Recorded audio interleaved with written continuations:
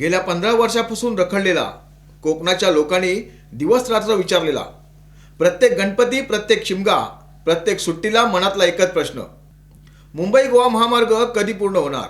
पण वर्षानुवर्ष मिळालं ते फक्त एकच उत्तर, तारीख पे तारीख, तारीख पे तारीख, हमें मिली है सिर्फ तारीख.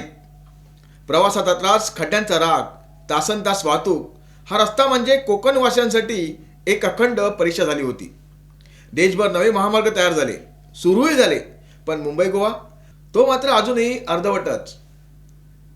पुन्हा एकदा केंद्रीय रस्ते वाहतूक मंत्री नितीन गडकरी यांनी नवीन तारखेची घोषणा केली, एप्रिल 2026. पण हा महामार्ग या तारखेला तरी सुरू होणार का, असा प्रश्न कोकणवासी विचारतायत. या महामार्गाचे काम 89% पूर्ण झाले आहे. 2009 मध्ये सुरू झालेला प्रकल्प जमीन संपादन, कंत्राटदार बदल, कारवाई, विलंब, कितीतरी अडथळ्याने भरलेला. गडकरी स्वतः म्हणतायत, प्रकल्पाला खूप विलंब झाला आहे, हे मी स्वीकारतोय. नितीन गडकरी यांनी या रस्त्यासमोर हात जोडलेत. असो, हा रस्ता एकदा पूर्ण झाला की कोकणातील प्रवास होणार सुसाट, मोकळा आणि किमान अर्धा वेळ वाचवणारा. गेल्या 17 वर्षाच्या चिंतेला, अपघातांना, वाहतूक कोंडीला, खड्ड्यांना कदाचित अखेर विराम मिळू शकेल. शिमग्याचा सोडा, निदान गणपती 2026ला तरी कोकणाचा मार्ग सुकर होईल अशी आशा करूया.